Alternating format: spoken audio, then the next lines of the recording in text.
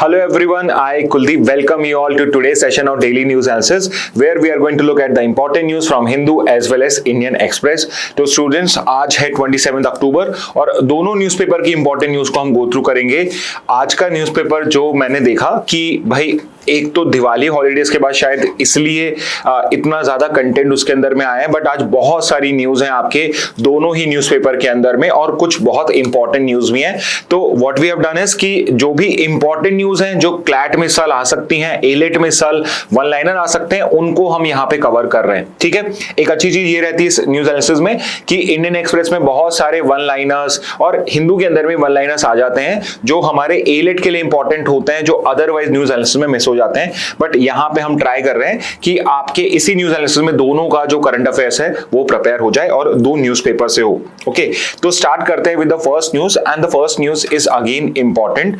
अभी इसमें सिर्फ अब एक चीज बाद में मैं एडिशन कराऊंगा विच इज जो आपकी 47th आसियान समिट चल रही है उसका डिक्लेरेशन या उसका जो आउटकम होगा, उसमें जो भी डिक्लेरेशन साइन होता है उसका नाम क्या है। पॉसिबली कुआलालंपुर में हो रही है तो वही उस डिक्लेरेशन का नाम होगा, बट अगर कुछ और नाम होता है तो हम उस पर्टिकुलर नाम को, उस पर्टिकुलर आउटकम को और उसके आउटकम्स क्या हैं उनको भी एक बार का कवर कर लेंगे जब ये पूरा आसियान का 47 समिट कंप्लीट हो जाता है। Again that is important for us because आज से 2 साल पहले 3 साल पहले जब आपकी ब्रिक्स समिट हुई थी तो उस साल ब्रिक्स के आउटकम का क्वेश्चन आपके क्लैट में आया था। तो which of the following is an outcome और is not an outcome of BRICS और इज एन आउटकम और not an outcome of the ASEAN summit. तो ये क्वेश्चन क्या है आपसे पूछे जा सकते हैं। ओके, एंड हमने कुछ दिन पहले इसमें ये वाली चीज कवर करी थी कि आपका जो ये आसियान समिट है, 47th आसियान समिट है आपका, ये इसमें जो इंडियन प्राइम मिनिस्टर है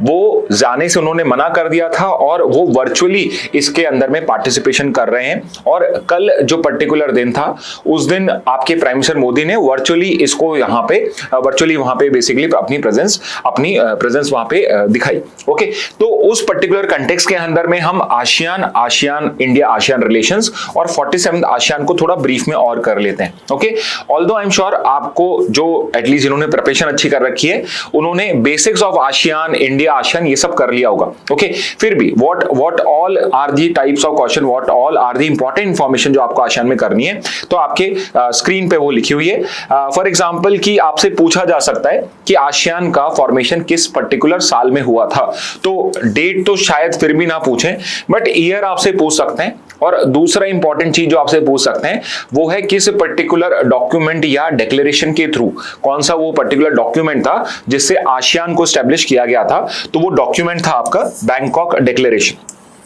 ओके, बैंकॉक डिक्लेरेशन, और यूजुअली जहां पे डिक्लेरेशन साइन होता है वहीं उसका हेडक्वार्टर बन जाता है, बट आसियान के केस में ऐसा नहीं है। तो ये भी आपके लिए इंपॉर्टेंट हो जाएगा कि इसका जो फॉर्मेशन है वो तो बैंकॉक डिक्लेरेशन के थ्रू हुआ था 1967 के अंदर में, बट इसका हेडक्वार्टर कहां पे है? It is in Jakarta, Indonesia.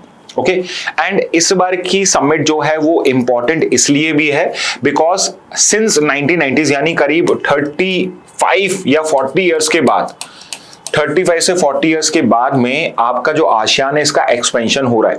इसके पिछले जब से इसका फॉर्मेशन हुआ है 67 से अब तक में इसके 10 से ज्यादा मेंबर्स कभी भी नहीं थे, मैक्सिमम 10 मेंबर्स थे। But this particular meeting is special, 47th ASEAN summit is important because for a change after so many years इसके अंदर में अब एक 11th मेंबर ऐड हो चुका है।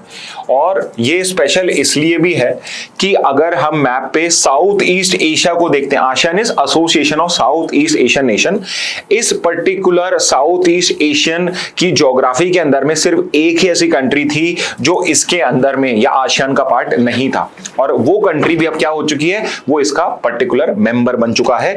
तो ये if you remember the previous news analysis जो हमने डिस्कस किया था उसमें I told you this particular fact कि इस बार आपका एक नया मेंबर ऐड होगा, और मैंने तब नाम नहीं बताया था बिकॉज ये न्यूज में बहुत टाइम से चल रहा था, पहले भी हम इसे कवर कर चुके हैं और फाइनली आपने बहुत सारों ने उसका आंसर भी करेक्टली वहां पे दिया हुआ है। तो जो 11th मेंबर ऐड हुआ है उसका नाम है तिमोर लेस्टे या फिर ईस्ट तिमोर या तिमोर लेस्टे। तो ये एक बहुत इंपॉर्टेंट आपका वन लाइनर है। बहुत हाई चांसेस हैं क्लैट या एलेट में एक जगह ये पर्टिकुलर क्वेश्चन बिल्कुल आपसे पूछा जा सकता है। ओके तो टिमोर लेस्टे ईस्ट तिमोर जो है ये 11th मेंबर हो चुका है। सो व्हाट एक होमवर्क मैं आपको देता हूं कि द होमवर्क इज सिंपली कि जो ईस्ट तिमोर है, ईस्ट तिमोर का जो बेसिक होता है कि उसके अंदर में प्रेसिडेंट कौन है, उसके अंदर में प्राइम मिनिस्टर कौन है, if there is a president और अ प्राइम मिनिस्टर, और लेट्स से कि इसका हिस्ट्री क्या रहा है। हिस्ट्री से मतलब ये नहीं है कि ये आपका एंशिएंट टाइम्स में यहाँ पे क्या था, मेडिवल पीरियड में क्या था। इसका हिस्ट्री का मतलब सिंपल ये है कि इसकी कॉलोनियल हिस्ट्री क्या है, क्या ये कभी किसी पर्टिकुलर कॉलोनी, किसी पर्टिकुलर यूरोपियन पावर की या किसी एशियन पावर की, देखिए यहां पे मैं पॉइंट कर रहा हूं, एशियन पावर की क्या ये कभी कॉलोनी रही है नहीं रही है। तो ये पर्टिकुलर चीज आप मुझे कमेंट बॉक्स में बता सकते हैं and it would be very helpful for you. एक एक्स्ट्रा काम जो आप कर सकते हैं वो यही है कि आप ईस्ट तिमोर की जो हिस्ट्री है, उसकी जो पर्टिकुलर हिस्ट्री है, उसके जो पर्टिकुलर करंट लीडरशिप है, उसको अपने नोट्स के अंदर में ऐड कर लें। ओके तो ये पर्टिकुलर काम अभी आप खुद करेंगे, अगर नहीं करेंगे तो ऑब्वियसली कुछ दिन के अंदर में हम भी आपको ये कवर करवा ही देंगे।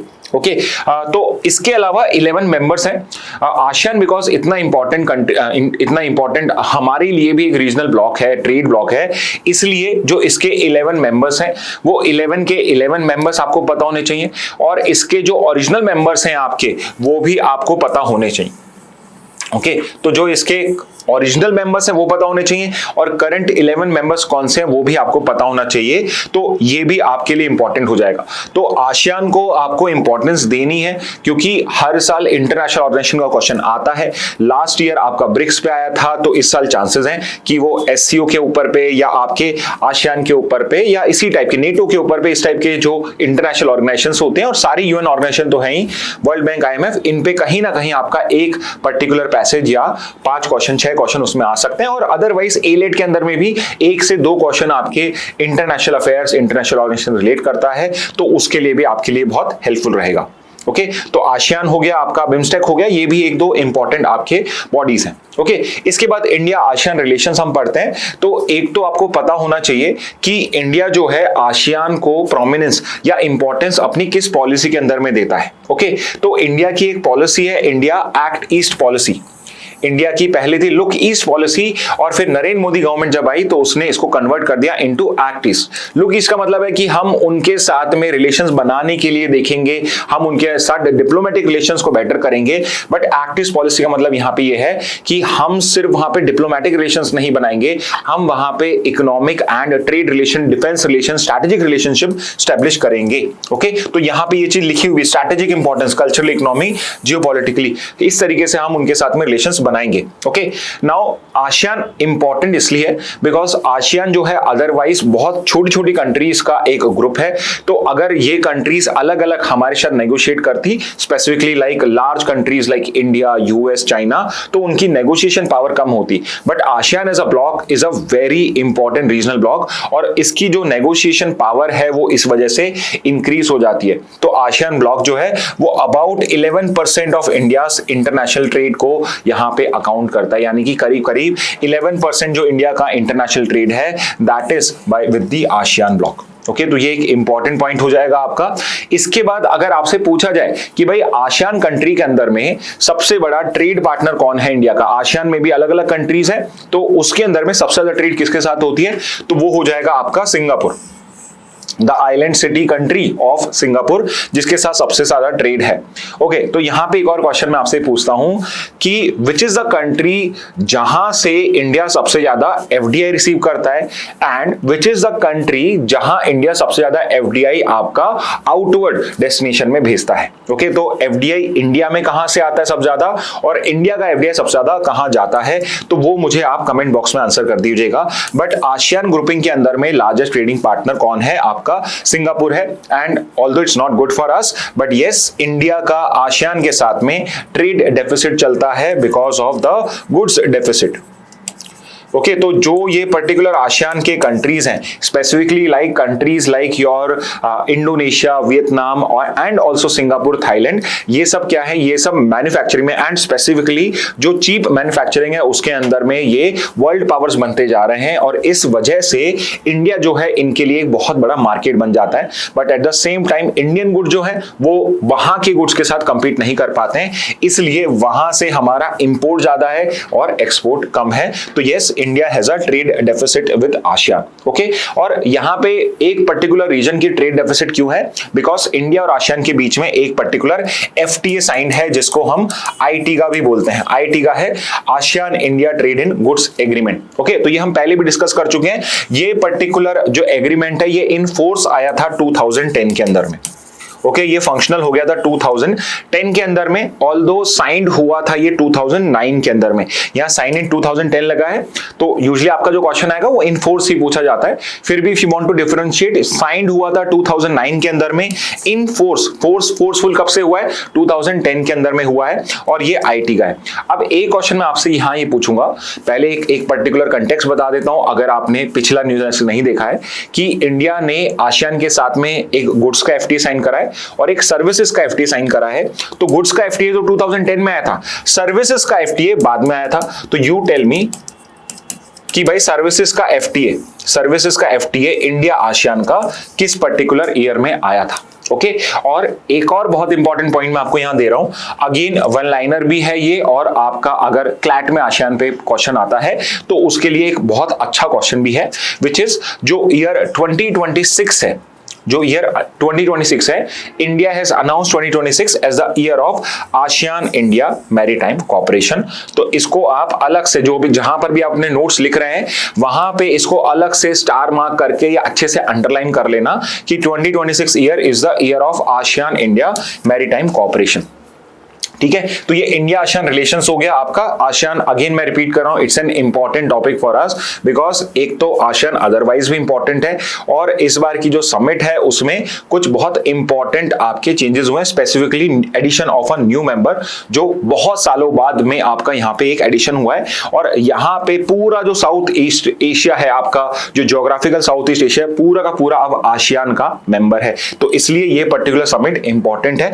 Basics of 47 ASEAN summit Kuala Lumpur में हुआ है, 26 से 28 अक्टूबर में ही चल रहा है। तो कल 28 अक्टूबर है, कल इसका लास्ट डे है। तो पॉसिबली कल या परसों का जो न्यूज़ एनालिसिस होगा उसमें जो डिक्लेरेशन है उसको और हम कवर कर लेंगे, जिससे हमारा ये पूरा टॉपिक जो है वो कवर हो जाएगा। एंड अगर एग्जाम में आता है तो there are very high chances कि ये 2-3 क्लासेस के थ्रू आप उसमें full out of full marks ला सकते हो। ओके, वेरी इंपॉर्टेंटली थीम क्या थी इस बार के समिट की? तो इस बार के समिट की थीम थी inclusivity and sustainability.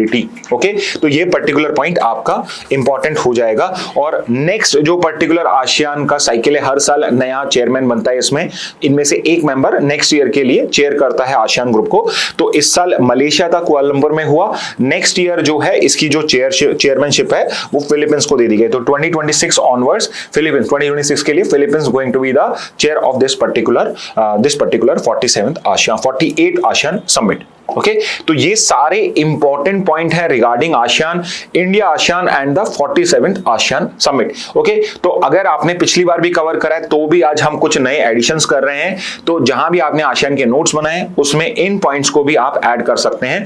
And again space अभी भी छोड़ के रखना, बिकॉज 47th आसियान समिट का आउटकम क्या रहता है वो भी आपको पता होना चाहिए। जरूरी नहीं है कि आपको वो रटा हुआ हो, but at least statement based question आए तो you should be prepared enough to basically eliminate the option and to come out at the correct answer. Okay, तो इतना आपको करना जरूरी है। नेक्स्ट पे आते हैं। नेक्स्ट आपका एक टॉपिक है जो एनवायरनमेंट से रिलेटेड है एंड अदरवाइज ये नेशनली भी इंपॉर्टेंट टॉपिक है। एंड द टॉपिक इज कि आंध्र प्रदेश के अंदर में यहाँ पे कुछ स्टेट्स, कुछ पर्टिकुलर डिस्ट्रिक्ट के अंदर में आपका रेड अलर्ट और ऑरेंज अलर्ट यहाँ पे इशू करा है बाय IMD। ओके, क्यों करा गया? बिकॉज वहां पे एक साइक्लोन जो है वो बहुत जल्दी लैंडफॉल कर सकता है। ओके, तो बिकॉज हम हमारा क्लैट का प्रीवियस ईयर पैटर्न देखते हैं तो उसके अंदर में जो बेसिक जियोग्राफिकल फिनोमिनास होते हैं या हिस्ट्री के जैसे पर्टिकुलर आपके कुछ इवेंट्स होते हैं वो सब भी आपके एग्जाम में पूछे जाते हैं। ओके, तो it becomes important for us कि हम करंट अफेयर्स को स्टैटिक से कनेक्ट करके उन टॉपिक्स को होलिस्टिकली कवर करें। ओके, तो फॉर एग्जांपल कि आंध्र प्रदेश में जो पर्टिकुलर साइक्लोन आपका लैंडफॉल करने वाला है उसका नाम क्या है? ओके, तो पहला डायरेक्ट क्वेश्चन यही बनता है कि which was the cyclone which recently hit Andhra Pradesh in October of 2025। तो ये डायरेक्टली आपका क्वेश्चन आ सकता है। तो उसका नाम है cyclone Motha.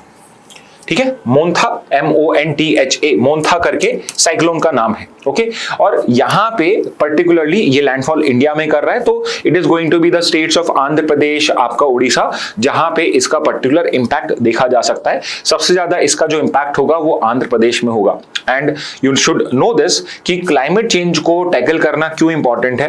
Because of climate change आपके जो इंटेंसिटी ऑफ साइक्लोन्स है एंड जो मैग्नीट्यूड ऑफ साइक्लोन्स है आपका, ये दोनों इंक्रीज हो रहा है। तो नंबर ऑफ टाइम्स भी इंक्रीज हो रहा है और उनकी जो पर्टिकुलर पावर है, उनका जो डिस्ट्रक्शन का पावर है वो भी इंक्रीज हो रहा है। तो इसलिए भी हमें उसको कंट्रोल करना इंपॉर्टेंट है। तो IMD ने क्या करा है, यहाँ पे रेड और ऑरेंज अलर्ट यहाँ पे इशू करा है। अब देखिए, मैं आपको अलग से भी बताऊंगा कि भाई IMD इज वन जो यहाँ पे वार्निंग सिस्टम का काम करती है, अलर्ट सिस्टम बेसिकली IMD का जॉब है यहाँ पे। बट अगर ये सेंटेंस भी आप देख रहे हो तो इससे भी आप इसको डिराइव कर सकते हो। तो सिर्फ रटने पे मत रखो, हमेशा उसको समझने की कोशिश करो कि भाई अगर आपसे पूछ लिया जाए कि भाई यहाँ पे अलर्ट इशू कौन करता है, वार्निंग जो पर्टिकुलर जॉब है वार्निंग करने का साइक्लोन्स में, वो किसका काम है, तो वो IMD का काम है यहाँ पे। ओके, तो यहां पे आंध्रा के अंदर में IMD ने अनाउंस करा है। जो साइक्लोन मोथा है, आपकी डिफरेंट कैटेगरीज होती हैं साइक्लोन्स की, डिपेंडिंग ऑन कि उसमें जो विंड स्पीड है वो कितनी फास्ट है, तो उसके अकॉर्डिंगली करंटली जो साइक्लोन मोथा है, ये सीवियर साइक्लोन स्टॉर्म कैटेगरी में है। ओके, तो यहां पे जब इस नोट्स को आप लिखो, इस पे आप क्वेश्चन मार्क लगा के रखना। क्यों? क्योंकि जब ये लैंडफॉल होगा उस टाइम में हो सकता है या तो ये आपका डिसिपेट हो जाए, उसमें कमजोर हो जाए, या फिर ये इसकी इंटेंसिटी और इंक्रीज हो जाए, तो इसकी जो कैटेगराइजेशन है वो अलग हो जाएगी। ठीक है, तो कौन कौन से टाइप के होते हैं डिपेंडिंग ऑन विंड स्पीड, उसको भी हम कवर करेंगे। ठीक है, सो लाइक आई सेड कि हमें करंट के टॉपिक को आपके स्टैटिक से कनेक्ट करना होता है। तो साइक्लोन बिकॉज एक इंपॉर्टेंट एनवायरमेंटल या क्लाइमेटिक फिनोमिना है, वेदर फिनोमिना है, तो उसका जो बेसिक होता है वो आपको पता होना चाहिए। फॉर एग्जाम्पल कि साइक्लोन का फॉर्मेशन और डेवलपमेंट कैसे होता है, what are the required conditions for creation of a cyclone. तो सबसे पहले आपको ये समझना है, साइक्लोन बेसिकली क्रिएट होता है जब आपके अर्थ के सरफेस पे कहीं पर भी आपके ओशंस के ऊपर पे आपका प्रेशर डिफरेंशियल बहुत ज्यादा हो जाता है, विच इज कि कहीं जगह पे let's say because of heat वहां पे एक लो प्रेशर एरिया क्रिएट हो जाता है, जिसको हम डिप्रेशन भी कहते हैं। ओके, जो लो प्रेशर इज बेसिकली, अगर आप लो फील कर रहे हो, आप डिप्रेस्ड हो, तो यही टर्मिनोलॉजी हम वहां भी यूज करते हैं कि अगर कहीं पे बहुत ज्यादा गर्मी पड़ रही है, जो एयर होती है वो राइज अप होती है और वहां पे एक वैक्यूम क्रिएट हो जाता है। और जब वहां वैक्यूम क्रिएट होता है तो एक नेचर होता है विंड का। नेचर क्या होता है विंड का, कि विंड जो होती है वो हाई प्रेशर से लो प्रेशर पे मूव करती है। तो अगर किसी भी एरिया के अंदर में, एक डायग्राम भी दिखाऊंगा मैं, अगर जैसे ये ओशन एरिया के अंदर में यहां पे आपका वैक्यूम क्रिएट हो गया, विंड जो है वो ऊपर चली गई सारी की सारी, तो यहां एक वैक्यूम क्रिएट हो गया है, तो यहां पे तो हाई प्रेशर है, यहां लो प्रेशर है, यहां भी हाई प्रेशर है, यहां भी हाई प्रेशर है, यहां भी हाई प्रेशर है। तो जो विंड होती है चारों तरफ से, वो इस पर्टिकुलर एरिया को फिल करने के लिए एकदम से मूवमेंट करती है। ओके, एंड आपके अर्थ के ऊपर पे एक बहुत इंपॉर्टेंट फोर्स वर्क करती है, बिकॉज अर्थ रोटेट करती है, जिसको हम बोलते हैं कोरियोलिस फोर्स। अभी आप इसको समझ लीजिए, लिखने के लिए आपको सब मिलेगा यहाँ पे, कोरियोलिस फोर्स। अब कोरियोलिस फोर्स क्या करती है, जब भी कोई मूविंग ऑब्जेक्ट होता है तो वो उसको नॉर्दर्न हेमिस्फीयर में राइट की तरफ डाइवर्ट करती है और सदर्न हेमिस्फीयर में विंड को वो लेफ्ट की तरफ डाइवर्ट करती है। तो इस वजह से क्या होता है, आपकी जो ये पर्टिकुलर विंड्स यहाँ पे फिल करने आती हैं, इनका एक राउंड मूवमेंट स्टार्ट हो जाता है और उससे क्या होता है, एक साइक्लोन का फॉर्मेशन होता है। ठीक है, तो ये तो एक मैंने आपको बहुत ही क्रूड फॉर्म में बता दिया साइक्लोन फॉर्मेशन क्या होता है, बट अगर हम उसके स्पेसिफिक्स पे जाएं तो वो आपको इस हैंडआउट में, इस पर्टिकुलर राइट अप में दिख जाएगा। Okay, what exactly are cyclones? Cyclones are intense low pressure system forming over warm ocean water. यानी कि दो कंडीशन हमें दिख रही हैं, एक तो ओशन वाटर्स वार्म होने चाहिए, गर्म पानी होना चाहिए वहां पे, और गर्म से मतलब ये नहीं उबलता पानी, मतलब आसपास के एनवायरमेंट से वहां गर्म पानी है। ओके, और उस वजह से क्या होगा, एक इंटेंस लो प्रेशर सिस्टम वहां क्रिएट हो जाएगा। ओके, तो ये एक साइक्लोन का डेफिनेशन है। ओके, इसके बाद में कंडीशंस क्या होती हैं, तो पहली कंडीशन से आप समझ पाओगे कि क्लाइमेट चेंज को टैकल करना क्यों इंपॉर्टेंट है अगर हमें साइक्लोन्स को कंट्रोल करना है। ठीक है, तो पहला इसके अंदर में क्या है, अगर पहला कंडीशन चाहिए होता है साइक्लोन के लिए कि जो पर्टिकुलर सी सरफेस का टेम्परेचर है, ओशन का जो सरफेस है उसका जो टेम्परेचर है, it should be higher than this particular temperature. ठीक है, तो यहां से हमें क्या समझ में आ रहा है कि अगर मेरे ओशन वाटर का टेम्परेचर 27 डिग्री सेल्सियस ज्यादा मंथ में रहेगा तो चांसेस साइक्लोन क्रिएट होने के उतने ही बढ़ते जाएंगे। बिकॉज अगर मेरा ओशन वाटर का टेम्परेचर कम है तो पहली कंडीशन फुलफिल नहीं होगी and it is a given कि अनलेस कोई एकदम ही एक्सेप्शनल केस हो जाए, इस टेम्परेचर से कम पे आपका साइक्लोन क्रिएशन नहीं होता है, मतलब सिंपली बिकॉज एक इंटेंस लो प्रेशर वहां पे, इतना ज्यादा हीटिंग वहां पे होता ही नहीं है। Okay, second is presence of Coriolis force. तो आपको मैंने बताया कि अर्थ के रोटेशन की वजह से एक फोर्स होती है जिसको हम कोरियोलिस फोर्स कहते हैं आपका। तो ये जो कोरियोलिस फोर्स है ये इक्वेटर पे जीरो होती है, नेग्लिजिबल होती है आपके, और जैसे जैसे हम पोल्स की साइड में बढ़ते हैं कोरियोलिस फोर्स इंक्रीज हो जाती है। तो इक्वेटर पे तो ये बन ही नहीं सकते, इसलिए साइक्लोन जो होते हैं वो इक्वेटर पे बनते ही नहीं है, because there is no Coriolis force there. Okay, तो ये एक इंपॉर्टेंट पॉइंट हो जाएगा। बट जैसे जैसे हम ट्रॉपिकल एरियाज में जाएंगे या फिर उसके बाद हम आपके टेम्परेट रीजन्स में जाएंगे, वहां पे आपके साइक्लोन्स बनने के चांस बढ़ जाएंगे। एंड अगेन पोलर एरियाज में आपका क्यों नहीं होगा? बिकॉज पोलर एरियाज में ये कंडीशन फुलफिल नहीं होगी, बहुत ही मतलब इट्स नेग्लिजिबल कि आज के टाइम में वहां पर जो सी सर्फेस टेम्परेचर है वो 27 डिग्री सेल्सियस, अभी तो 1-2 के आसपास ही है। बट क्लाइमेट चेंज की वजह से क्या हो रहा है कि जो आपका साइक्लोन फॉर्मेशन है वो धीरे धीरे टेम्परेट एरिया जो होते हैं आपके, जो 23.5 डिग्री के बियॉन्ड है, आपका जो पर्टिकुलर जो लैटिट्यूड्स बियॉन्ड है, वहां पर भी आपके क्या है साइक्लोन फॉर्मेशंस बढ़ जाएंगे। ठीक है, थर्ड इज कि यहां पे जो वर्टिकल विंड स्पीड है उसमें small variation, vertical wind speed मतलब जो ऊपर जाने वाली विंड्स हैं, ठीक है, यहां पे आपको ये दिख रही है, इन वर्टिकल विंड्स के अंदर में स्मॉल वेरिएशन, ज्यादा वेरिएशन नहीं होना चाहिए। बिकॉज अगर वेरिएशन ज्यादा होगा तो ये जो पर्टिकुलर आपका लो प्रेशर है ये जल्दी से खत्म हो जाएगा और साइक्लोन बनने का टाइम ही नहीं मिलेगा। ओके, और फोर्थ क्या है, एक pre existing weak low pressure area और लो लेवल साइक्लोनिक सर्कुलेशन। तो यहां पे साइक्लोनिक सर्कुलेशन का जो पर्टिकुलर चांस है वो बढ़ जाता है अगर लेट से वहां पे पहले से एक लो प्रेशर एरिया फॉर्म हो रहा हो, चाहे वो वीक ही हो।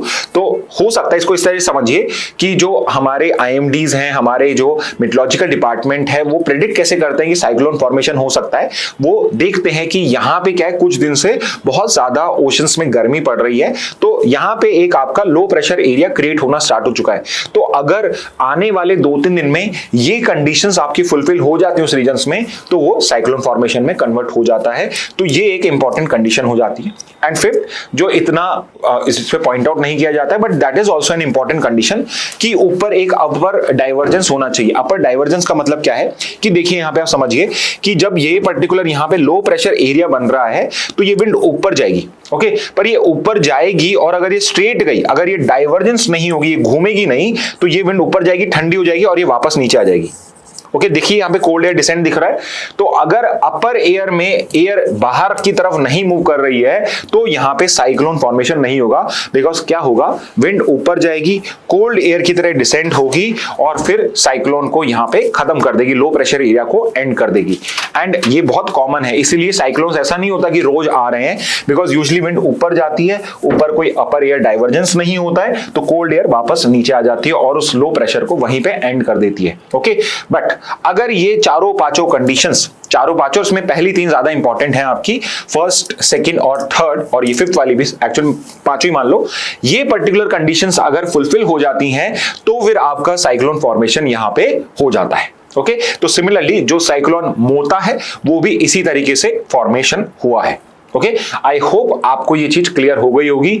बिकॉज क्लैट एलेट के अंदर में साइक्लोन का अगर क्वेश्चन आएगा तो बहुत high chance, it's a very high chance कि वो आपसे कंडीशंस के ऊपर पे क्वेश्चन पूछ ले। ओके, और अगर आप समझ जाते हो तो ये कंडीशंस को याद रटने की जरूरत नहीं पड़ती है। ओके, इसके बाद लाइक आई टोल्ड यू कि आईएमडी जो है वो साइक्लोन्स को क्लासिफाई करता है depending on the wind speed. तो स्टार्टिंग फ्रॉम डिप्रेशन, फिर डीप डिप्रेशन होता है, फिर साइक्लोनिक स्टॉर्म होता है, फिर सीवियर साइक्लोनिक स्टॉर्म होता है जो करंटली आपका मोता है, वो अभी इस तरीके से आपका यहां पे इसको इस तरीके से क्लासिफाई किया गया है। बट अभी लैंडफॉल के टाइम तक क्या पर्टिकुलर उसकी स्पीड इंक्रीज हो जाती है, कम हो जाती है, तो अकॉर्डिंगली ये भी वहां चेंज हो जाएगा। Then you have your very severe cyclonic storm, extremely severe cyclonic storm and last stage में उसको बोलते हैं हम सुपर साइक्लोन, डिपेंडिंग ऑन उसको पर्टिकुलरली उसकी स्पीड क्या है उस तरीके से। ओके, जितना ज्यादा स्पीड होगा उतना ही उसका डिस्ट्रक्शन का जो पर्टिकुलर स्कोप होगा, जो हमें लॉसेस हो सकते हैं लाइफ के, हमारे प्रॉपर्टी के, उतने ही इंक्रीज हो जाएंगे। ठीक है। अब यहाँ पे एक और बहुत इंपॉर्टेंट पार्ट है, आई नो जो लॉन्ग टर्म स्टूडेंट्स हैं उन्होंने ये सब कवर करा होगा, बिकॉज जब भी साइक्लोन आता है हम इस चीज को अच्छे से कवर करते हैं कि ये जो पर्टिकुलर साइक्लोन है हमारा, साइक्लोन मोथा, ये पर्टिकुलर नाम कहां से आता है। मोथा कोई भी नाम रख देगा क्या? जिसने सबसे पहले साइक्लोन ऑब्जर्व करा वही कर देगा, या इसके पीछे कोई सिस्टम है? So the answer is yes, इसके पीछे एक सिस्टम है।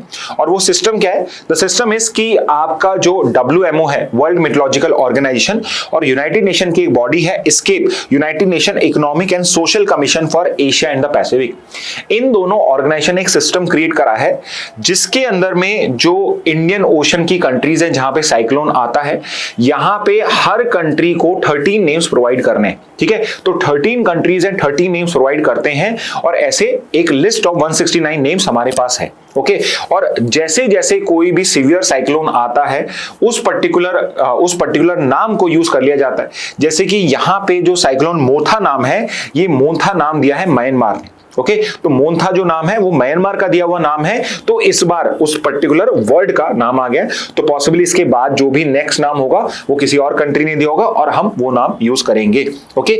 तो यहां पे ईच कंट्री ने 13 नेम्स दिए, 13 कंट्रीज हैं और उन्होंने 13 नाम दिए, तो टोटल 169 नेम्स हमारे पास में। तो अभी हमारा मोथा चल रहा है, तो इसी तरीके से आपका जो पर्टिकुलर साइक्लोन होता है उसको नाम दिया जाता है, ओके।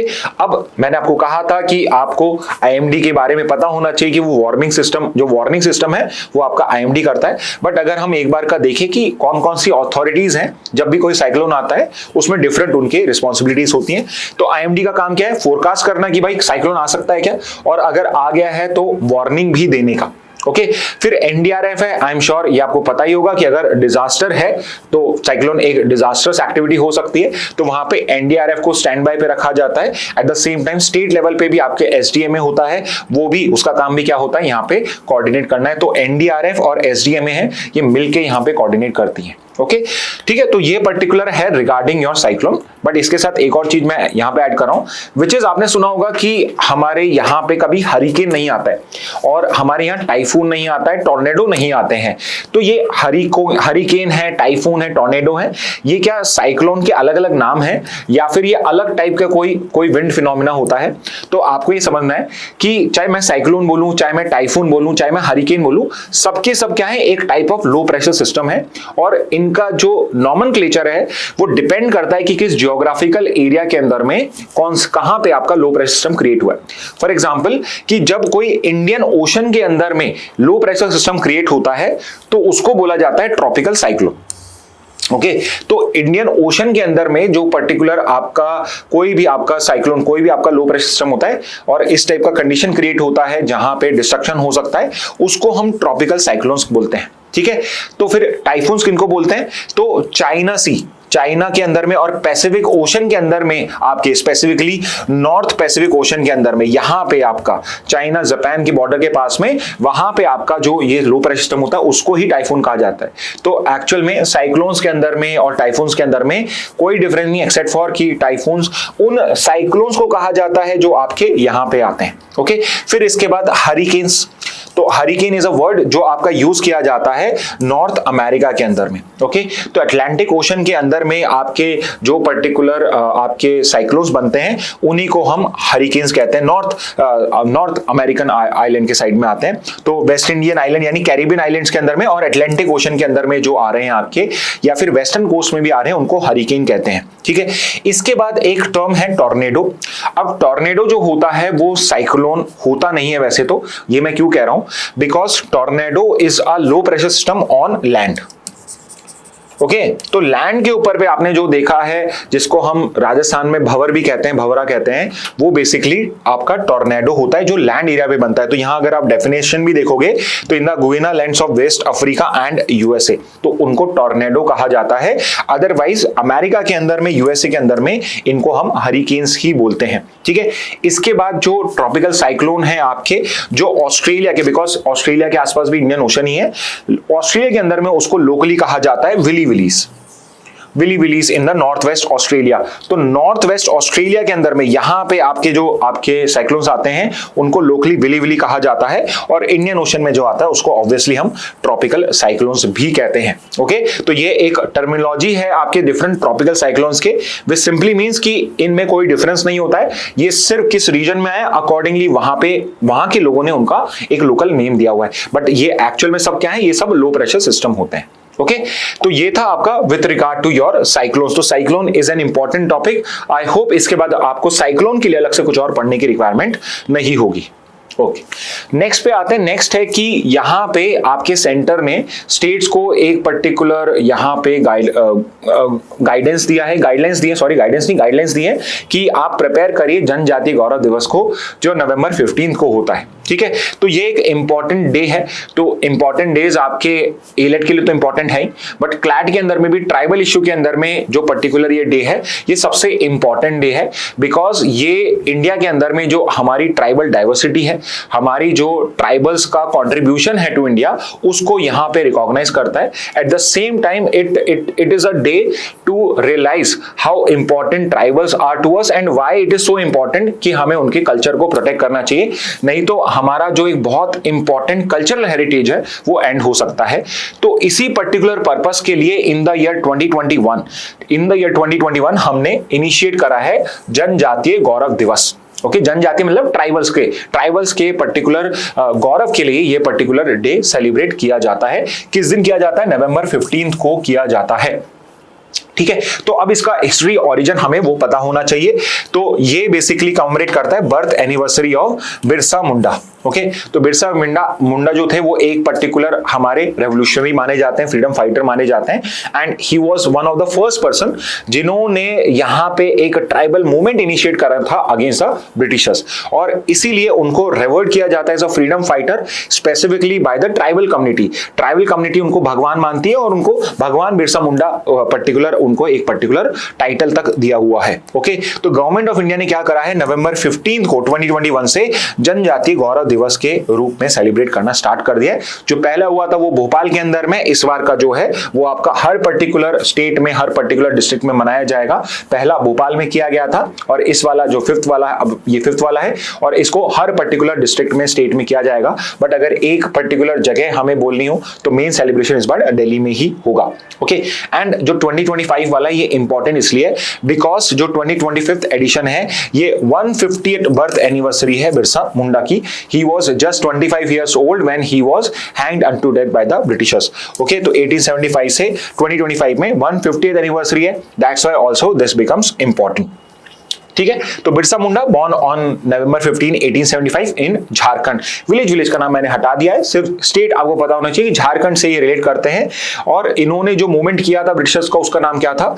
तो लोकल टर्मिनोलॉजी में उसको बोलते हैं उलगुलन, और इंग्लिश में उसको बोलेंगे द ग्रेट टमल्ट। ओके, तो ये एक ऐसा बड़ा मूवमेंट था जिसमें पहली बार ब्रिटिशर्स फेल्ट कि it is important to control tribal movements also. तो इसलिए ये जो ग्रेट टमल्ट या उलगुलन है ये बहुत इंपॉर्टेंट है, बिकॉज इस पर्टिकुलर मूवमेंट के बाद में ब्रिटिशर्स ने कुछ ऐसे लॉस फॉर्म करे थे जिसमें वो जो ट्राइबल राइट्स होते हैं उनको प्रोटेक्ट करने के लिए उनको लेजिस्लेट करना पड़ा था। Okay, so this is regarding Birsa Munda. इसके अलावा एक स्कीम है जो आपको पता होनी चाहिए, जो हमारे सबसे ज्यादा वल्नरेबल ट्राइबल ग्रुप्स हैं जिनको हम पीवीटीजी कैटेगरी में पुट करते हैं, और इंडिया में करंटली कितने, आप ही बता दीजिए, ये आपका होमवर्क हो गया, आप कमेंट बॉक्स में बताइए मुझे इंडिया के अंदर में कितने पीवीटीजीज रिकॉग्नाइज्ड हैं। आई होप, हाँ यहाँ लिखा हुआ नहीं है, तो इंडिया ने एक specific number of PVTGs recognise करे हुए हैं। I am sure most of you would be able to answer. तो उनको प्रोटेक्ट करने के लिए यहाँ पे हमने एक स्कीम लॉन्च करी जिसका नाम है पीएम जनमान, प्रधानमंत्री जनजाति आदिवासी न्याय महाअभियान। तो पीवीटीजीज के डेवलपमेंट के लिए उनको बेसिक फैसिलिटीज प्रोवाइड करने के लिए हमने ये पर्टिकुलर स्कीम लॉन्च करी है। तो जब भी आप जनजाति गौरव दिवस को प्रिपेयर करें, साथ में पीएम जनमान स्कीम जो है इसको भी आप उसके साथ में राइट डाउन कर सकते हैं। ओके, नेक्स्ट टॉपिक पे आते हैं। नेक्स्ट टॉपिक जो है, मैंने एक पर्टिकुलर एडिटोरियल लिया है। इन केस आपके पास में हिंदू न्यूज़पेपर आता है, please take out some time to read this particular article, because ये आर्टिकल आया है आपके on the contours of constitutional morality.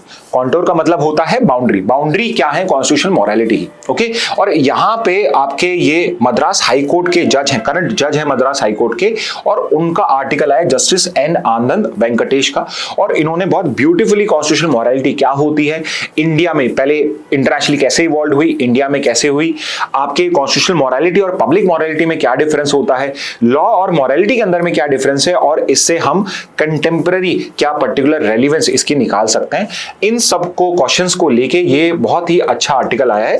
तो ये पर्टिकुलर आर्टिकल मैंने आपके लिए समराइज करा है, but still it would be beneficial for you अगर आप खुद से इसको पढ़ते हैं। ओके, तो let's start with this constitutional morality. Okay, तो कॉन्स्टिट्यूशनल मोरालिटी को समझने से पहले आपको मोरालिटी क्या होता है वो समझना पड़ेगा। ओके, तो मोरालिटी जो हम मॉरल्स की जो हम बात करते हैं, पहली चीज तो आपको ये समझनी है कि मोरालिटी जो होती है या मॉरल्स जो होते हैं ये इंडिविजुअलिस्टिक होते हैं।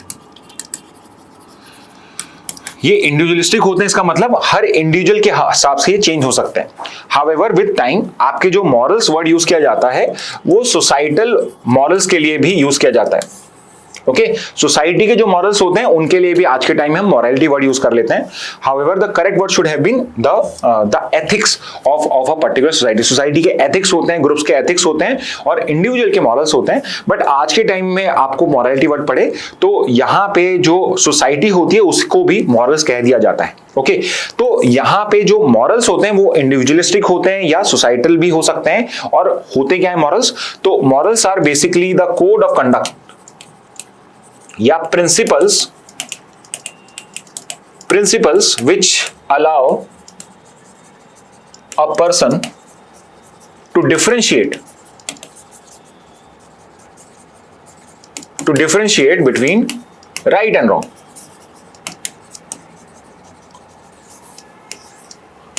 ओके, तो यहां पे समझने की बात क्या है कि आपकी जो मोरालिटी है ये क्या है? मोरालिटी या morals are basically principles which help a particular person to differentiate between what is right and what is wrong, और यही मॉरल्स होते हैं। ठीक है, अब यहां पे हमें मोरालिटी को, जब हम एक कॉन्स्टिट्यूशनल सोसाइटी में रहते हैं, एक ऐसी सोसाइटी या कंट्री में रहते हैं जहां पे डेमोक्रेसी है, जहां पे एक रिटन कॉन्स्टिट्यूशन है, वहां पे मोरालिटी कैसे डिफाइन होगी?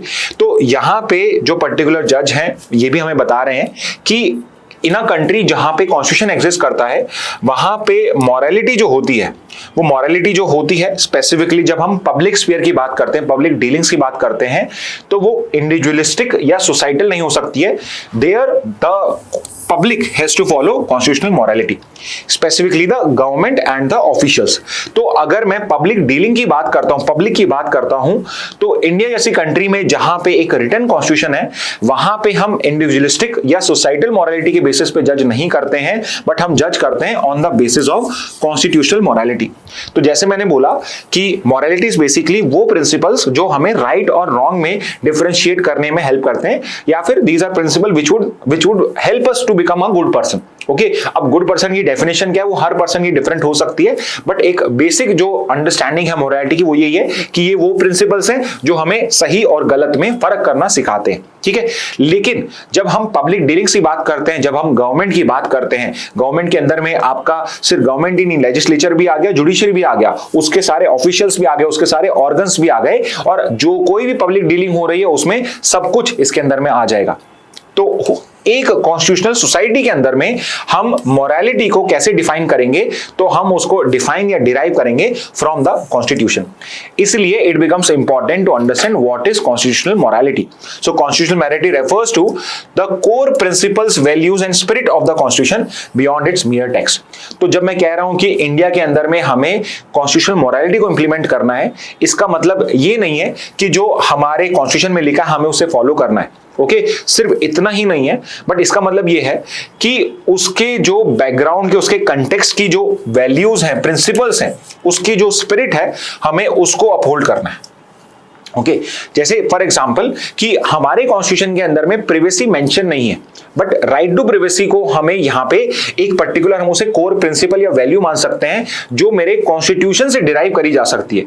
जैसे कि सुप्रीम कोर्ट ने राइट टू प्रिवेसी को डिराइव करा है फ्रॉम राइट टू लाइफ। तो यहाँ पे ऑल्दो वो टेक्स्ट में नहीं लिखा हुआ है, बट बिकॉज वो एक कोर प्रिंसिपल या वैल्यू है, तो कॉन्स्टिट्यूशनल मॉरलिटी वुड डिमांड कि इंडिया के अंदर में मैं उसको भी अपहोल्ड करूं। ओके तो यहां पे जो कॉन्स्टिट्यूशनल मोरालिटी की बाउंड्रीज हैं उसको लेके ये आर्टिकल दिया हुआ है। ओके तो यहां पे ये क्या कहता है, कॉन्स्टिट्यूशनल मोरालिटी रिक्वायर करती है कि जितने भी कॉन्स्टिट्यूशनल फंक्शनरीज हैं, कॉन्स्टिट्यूशन में जो ऑफिसर्स मेंशन्ड है, लॉ मेकर्स हैं, हमारा लेजिस्लेचर्स हैं, and also the citizens, because we are also subject of the constitution, हमें ही कॉन्स्टिट्यूशन यहां पे बेसिकली रेगुलेट करता है। तो सिटीजन्स को यहां पे जरूरी है कि वो एक्ट करें in accordance with the constitutional ideals. तो कॉन्स्टिट्यूशन के अंदर में जो आइडियल्स हैं, justice, liberty, equality, fraternity and what kind of country we want to create, उनको हमें यहां पे आपका अपहोल्ड करना है, उनको हमें यहां फॉलो करना है। तो यहां पे ये पॉइंट इंपॉर्टेंट किस लिए है, तो इंपॉर्टेंट ये इसलिए है बिकॉज सोसाइटी की मोरालिटी, स्पेसिफिकली अगर मैं इसको और भी ज्यादा ब्रॉडन आउट करूं, जैसे कि मैं कहूं राजस्थान की सोसाइटी, मैं कहूं तमिलनाडु की सोसाइटी, मैं कहूं हरियाणा के अंदर की सोसाइटी, उनकी मोरालिटी अलग हो सकती है। एग्जाम्पल के लिए कि वहां पे इंटरकास्ट मैरिज जो होती है, सोसाइटल मोरालिटी उसको अलाउ नहीं करती है, बट उसको कॉन्स्टिट्यूशनल मोरालिटी अलाउ करेगी। तो अगर ऐसा कोई क्वेश्चन आ जाता है जहां पे कोई खाप पंचायत है जो इस तरीके से किसी को शादी नहीं करना दे रही, या फिर वो वहां पे उनके अगेंस्ट में एक्शन ले रही है, तो कॉन्स्टिट्यूशनल मोरालिटी रिक्वायर करेगा कि एज अ सिटीजन हम उसको फॉलो ना करें, उस सोसाइटी की मोरालिटी को, और एज अ लॉ मेकर और as a government, as a constitutional functionary, हम यहां पे कॉन्स्टिट्यूशनल मोरालिटी को अपहोल्ड करें, ना कि सोसाइटल मोरालिटी को। यानी कि जो सिंपली ऐसे समझिए कि अगर कॉन्स्टिट्यूशनल मोरालिटी और सोसाइटल मोरालिटी या इंडिविजुअल मोरालिटी में कोई कंफ्लिक्ट होगा, so it is going to be the constitutional morality जिसको यहां पे प्राइमेसी मिलेगी। ओके तो ये इंपॉर्टेंट पॉइंट हो जाएगा। तो idea bridges morality and legality ensuring the governance aligns with ethical and democratic norms. यानी कि सिंपल ये समझिए कि कॉन्स्टिट्यूशनल मोरालिटी बेसिकली क्या करती है, लॉ को और मोरालिटी को एक साथ कर देता है, विच मींस किसी सोसाइटी की या इंडिविजुअल की morality should not be in conflict with the constitution, और अगर कंफ्लिक्ट में है तो उसको अपनी मोरालिटी चेंज करनी पड़ेगी to be in accordance with the constitution. Okay तो ये जो मैं आपको बता रहा हूं, this is what is written in this particular article. Okay इसके बाद जो आपके ये ऑथर हैं, जज हैं, ये हमें हिस्टोरिकल बैकग्राउंड बताते हैं कॉन्स्टिट्यूशनल मोरालिटी का। ओके तो सबसे पहले जो पर्टिकुलर ये कंसेप्ट आया था, ये आया था in the book of George Grote. George Grote की बुक है ये, हिस्ट्री ऑफ ग्रीस ऑफ 1846। तो आप देख सकते हैं कि कितनी पुरानी, particular first war of independence के टाइम की हमारी ये पर्टिकुलर एक बुक है वहां की, ग्रीस की, जिसने ये कॉन्स्टिट्यूशनल मोरालिटी को डिफाइन करा as a paramount reference for the forms of the constitution and obedience to authorities acting within those forms. Okay तो ग्रोट ने यहां पे डिफाइन किया है आपका कि किस तरीके से कॉन्स्टिट्यूशन मोरालिटी होता क्या है। ओके और बी आर अंबेडकर ने भी जब कॉन्स्टिट्यूशन असेंबली में आपके कॉन्स्टिट्यूशन मोरालिटी की बात करी है, तो उन्होंने ग्रोट के ही आइडिया को यहां पे इन्वोक करके यहां पे इसको पॉइंट आउट करा है कि why constitution morality is important. ठीक है, और यहां पे मैं आपको एक बहुत इंपॉर्टेंट एक जो स्टेटमेंट था अंबेडकर का या कोटेशन था वो बता रहा हूं, और इसको मैं आपको एक्सप्लेन करूंगा बिकॉज ये कोटेशन जो है ये रीजनिंग या इंग्लिश में आपके पास आ सकती है। The quotation is, Ambedkar want that democracy in India is only a top dressing on an undemocratic soil, highlighting the need for constant nurturing of constitutional ethics. यहां पे अंबेडकर ने क्या कहा था कि जब कॉन्स्टिट्यूशनल असेंबली में डिबेट चल रहा था रिगार्डिंग डेमोक्रेसी, तो उन्होंने ये चीज क्लियर कर दी थी इंडिया के लिए कि डेमोक्रेसी जो इंडिया है, इंडिया में डेमोक्रेसी है, ये सिर्फ एक टॉप ड्रेसिंग है। मतलब एक टाइप से हमने एक उसको एक पर्टिकुलर मुखौटा पहनाया हुआ है, अदरवाइज एक ऐसी सोसाइटी को जो अंदर से आपकी टोटली अनडेमोक्रेटिक, यानी सोल ऑफ इंडिया जो है वो अनडेमोक्रेटिक है। अब यहां पे इस लाइन का मतलब क्या होता है, तो पहली चीज तो आप ये समझिए कि यहां पे डेमोक्रेसी का मतलब है इक्वालिटी से। यहां पे जब B R Ambedkar is talking about democracy, is talking about equality, कि इंडियन सोसाइटी जो है वो सोशली एंड इकोनॉमिकली अनइक्वल है, it is unequal. There is inequality socially and economically. और यहां पे मैं डेमोक्रेसी किस लेवल पे दे रहा हूं, टॉप ड्रेसिंग ऑफ डेमोक्रेसी का मतलब है पॉलिटिकल डेमोक्रेसी, कि मैं यहां पे कह रहा हूं कि जो पर्टिकुलर कंट्री है इसमें depending on number of votes a person gets, accordingly उसको रिप्रेजेंटेशन मिलेगा। तो यहां पे पॉलिटिकली तो इक्वालिटी है, पॉलिटिकल डेमोक्रेसी तो है, बट सोशल और इकोनॉमिकल इक्वालिटी नहीं है। इसलिए जब हम कॉन्स्टिट्यूशन को पढ़ते हैं तो कॉन्स्टिट्यूशन में जो फंडामेंटल राइट्स हैं, डीपीएसपीज हैं, वो हमें सोशल और इकोनॉमिकल इक्वालिटी के लिए भी यहां पे पॉइंट आउट करता है, हमें उस तरफ में मूव करने के लिए डायरेक्शन देता है। ठीक है, तो this particular statement becomes important. और समझने में सिंपल सा समझना क्या है कि डेमोक्रेसी जो है वो टॉप ड्रेसिंग है on an otherwise undemocratic India. इसका मतलब क्या है, पॉलिटिकल डेमोक्रेसी जो है ये एक मुखौटा बन जाता है कि भाई यस हमारे देखिए इलेक्शंस के अंदर में हम सबको, जो दलित है, जो आपका शेड्यूल्ड ट्राइब्स है, ओबीसीज हैं, उनको भी हम यहाँ पे प्रॉपर रिप्रेजेंटेशन देते हैं।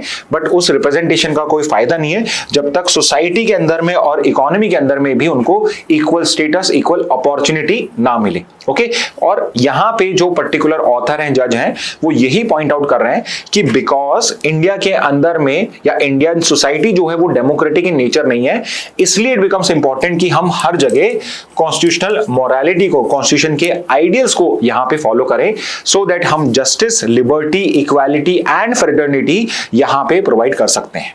ठीक है, तो ये हिस्टोरिकल बैकग्राउंड इन्होंने बताया है। उसके बाद he has basically given us what is the relationship between law and morality. Okay, तो इन्होंने हिस्ट्री का एग्जांपल दिया है कि हमारे जो लेजेंड्स हैं, हमारी जो हिस्ट्री है, उसमें एक टर्म होता है धर्म करके। धर्मा या धर्म जो है आपका, धर्म जो शब्द होता है जो आपके एंशिएंट इंडिया में यूज किया जाता था, it was not neither just law, it was neither just your nor your just your ethics या मोरालिटी। ठीक है, तो आपका जो धर्म, जो पर्टिकुलर हमारा कंसेप्ट है, ये एक कॉम्बिनेशन है of the ideas of law and morality, which is basically कि yes there would be a law, but at the same time complete justice करने के लिए वहां पे जो आपका पर्टिकुलर किंग है वो मॉरल आइडियल्स को भी यहां पे यूज करेगा। फॉर एग्जांपल ऐसे समझिए कि अगर किसी ने चोरी करी है तो कानून ये कहता है कि चोर को यहां पे प्रॉपर सजा मिलनी चाहिए, और उस टाइम में तो हाथ के बदले हाथ का कानून था। बट अगर हमें उसमें या राजा को वहां दिखता है कि इसने चोरी तो करी है, बट चोरी लेट्स से बिकॉज ये भूखा था या किसी की जान बचाने के लिए करी है, तो उस पर्टिकुलर केस में मॉरलिटी उसको कहेगी कि इस पर्सन को मुझे पनिश नहीं करना चाहिए या फिर उसे कम से कम पनिशमेंट देनी चाहिए। और कहीं ना कहीं हमारा जो पर्टिकुलर जुडिशियल सिस्टम है वो भी कहीं ना कहीं इसी धर्म के कंसेप्शन के ऊपर पे बेस्ड है कि हमें आइडियल्स ऑफ लॉ और मॉरलिटी को यहां पे ऐड कर लेना चाहिए। ओके, तो यहां पर भी हम देखते हैं कि हमारे कॉन्स्टिट्यूशन के अंदर में भी जब हम अनटचेबिलिटी को अबॉलिश करते हैं तो यहां पे कहीं ना कहीं हम लॉ को मिक्स कर रहे हैं विद मॉरलिटी। और कौन सी मॉरलिटी से? कॉन्स्टिट्यूशनल मॉरलिटी से। क्योंकि इंडिया के अंदर में अनइक्वल यहां पे कुछ अनइक्वल पर्टिकुलर प्रैक्टिसेस हैं, यहां पे कुछ डिस्क्रिमिनेटरी प्रैक्टिसेस हैं, तो उन प्रैक्टिसेस को रिमूव करने के लिए हम क्या कर रहे हैं, लॉ के अंदर में ही जो सोसाइटल हमारे इल्स हैं लाइक अनटचेबिलिटी, उनको अबॉलिश कर रहे हैं, उनको हम पनिशेबल बना रहे हैं। तो यहां पे ये एक रिलेशन बन जाता है आपका लॉ एंड मोरालिटी के अंदर में। Next is he has also differentiated between constitutional morality versus public morality। तो शुरू में मैंने आपको बताया था कि मॉरल्स जो होते हैं वो इंडिविजुअलिस्टिक होते हैं और आज के टाइम में सोसाइटल भी होते हैं, but at the same time जो ऑथर हैं आपके, जो जज हैं, वो कह रहे हैं कि जब भी हम इंडिया में कोई भी पब्लिक डीलिंग करें तो हमें कॉन्स्टिट्यूशनल मोरालिटी और पब्लिक मोरालिटी में डिफरेंशिएट करना चाहिए।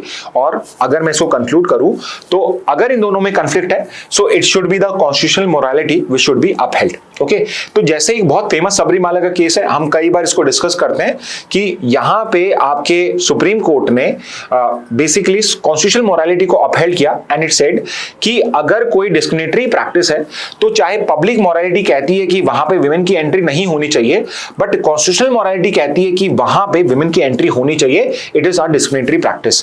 एंड इसलिए यहां पे जब भी इन दोनों के बीच में कंफ्लिक्ट होगा, हम कॉन्स्टिट्यूशनल मोरालिटी को, जो हमारे आइडियल्स ऑफ कॉन्स्टिट्यूशन में आपका ग्राउंडेड है, उसको यहां पे बेसिकली करेंगे। And we should not go down to public sentiments. तो जो प्रेजुडिस है सोसाइटी के, जो पब्लिक सेंटिमेंट्स हैं, उनके सामने हमें सर नहीं झुकाना है। तो ये डिफरेंशिएशन करना जरूरी है। ठीक है, इसके बाद में ऑथर ने हमें कुछ पर्टिकुलर केस लॉज के बारे में बताया है कि कॉन्स्टिट्यूशनल मोरालिटी के कौन कौन से केस लॉज हैं जिन्होंने कॉन्स्टिट्यूशनल मोरालिटी को इंडिया में डेवलप करा है। तो एक जो केस है वो है Manoj Narula versus union of India. इसमें क्वेश्चन ये था सुप्रीम कोर्ट के सामने कि क्या यहाँ पे कुछ गाइडलाइंस होनी चाहिए, क्या सुप्रीम कोर्ट को गाइडलाइंस ले डाउन करनी चाहिए कि अगर किसी पर्सन के अगेंस्ट में क्रिमिनल चार्जेस हैं तो उसको आप मिनिस्टर नहीं बनाओगे।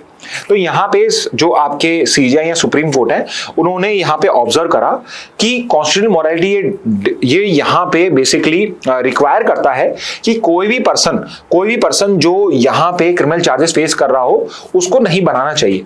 But at the same time हमारा ये जॉब जुडिशरी का नहीं है, ये कॉन्स्टिट्यूशनल मोरालिटी का जो ड्यूटी है, ये ड्यूटी होगा आपके प्राइम मिनिस्टर के ऊपर पे या हमारी एग्जीक्यूटिव के ऊपर पे कि वो किसी ऐसे पर्सन को जो क्रिमिनल चार्जेस फेस कर रहा है उसको अपॉइंट ना किया जाए मिनिस्टर को।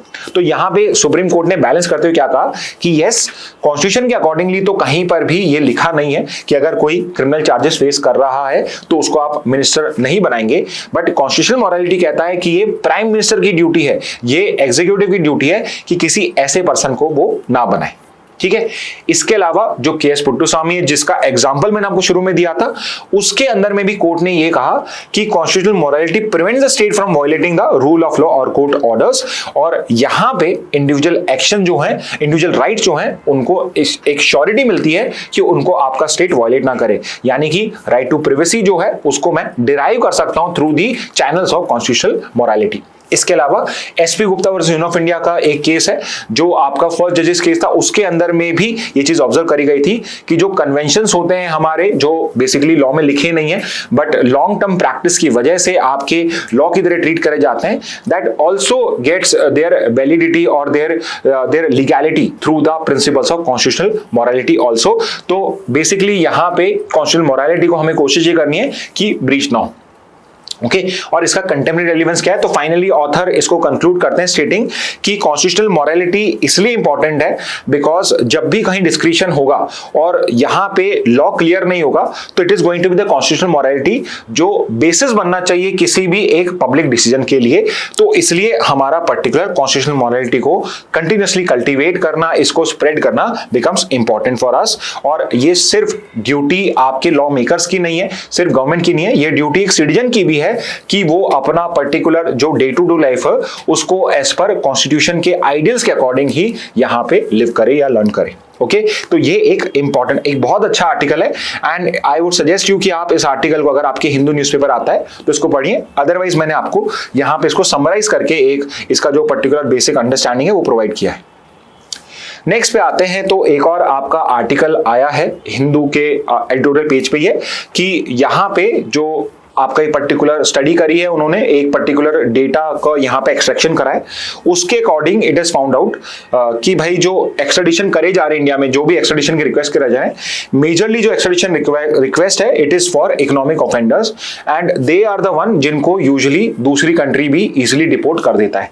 और इसका कंटेक्स्ट ये है कि जो बेल्जियम का कोर्ट है उसने मेहुल चोकसी के यहाँ पे फेवर में, मेहुल चोकसी के नहीं सॉरी, इंडिया के फेवर में यहाँ पे जजमेंट दिया है कि मेहुल चोकसी को एक्स्ट्राडाइट कर देना चाहिए इंडिया के लिए। ठीक है, तो बेसिकली यहां पे मेहुल चोकसी जो एक इकोनॉमिक ऑफेंडर, एक फ्यूजिटिव ऑफ लॉ है, जो यहां पे फ्रॉड करके एक फॉरेन कंट्री में छुप गया था, उसका यहां पे बेल्जियन कोर्ट ने एक्स्ट्रेडिशन इंडिया में अलाउ कर दिया है, रिजेक्टिंग हिज प्ली दैट शायद उसको इल ट्रीटमेंट दिया जाए बिकॉज यहां पे कोई भी इस तरह का पर्टिकुलर कंडीशन शो नहीं होता है। एट द सेम टाइम कल ही कुछ आपके फोटोज आई थी इंटरनेट के ऊपर पे and also on news channels कि जो पर्टिकुलर मेहुल चोकसी है और इस टाइप के इकोनॉमिक ऑफेंडर्स हैं विच आर क्लेमिंग उन्हें इल ट्रीट करा जाएगा, उनके लिए स्पेशल सेल्स क्रिएट करे गए जहां पे जो फैसिलिटी उन्हें फॉरेन कंट्री के प्रिजन में मिलती है वैसी फैसिलिटीज उन्हें इंडियन प्रिजन्स में भी प्रोवाइड करी जाएगी। ओके तो मेहुल चोकसी को यहां पे एक्स्ट्राडिट किया जाएगा। ओके तो इस कंटेक्स्ट में हम एक बार का जो करंट एक्स्ट्राडिशन का डेटा है जो आपके लिए वन लाइनर फॉर्म में भी इंपॉर्टेंट है और अदरवाइज भी इंपॉर्टेंट है, और एक्स्ट्राडिशन क्या होता है, उसकी कंडीशंस क्या है, उनको भी हम कर लेते हैं। ओके तो यहां पे इंडिया ने टोटल 48 एक्स्ट्राडिशन ट्रीटीज और 12 एक्स्ट्राडिशन अरेंजमेंट डिफरेंट कंट्रीज के साथ करे हुए हैं, यानी करीब 60 कंट्रीज के साथ में हमारा किसी ना किसी तरह का एक अरेंजमेंट है फॉर एक्स्ट्राडिशन। ओके और यहां पे जो डेटा है वो 2002 से 25 का यानी 23 इयर्स का डेटा कंपाइल करके हमें मिला है।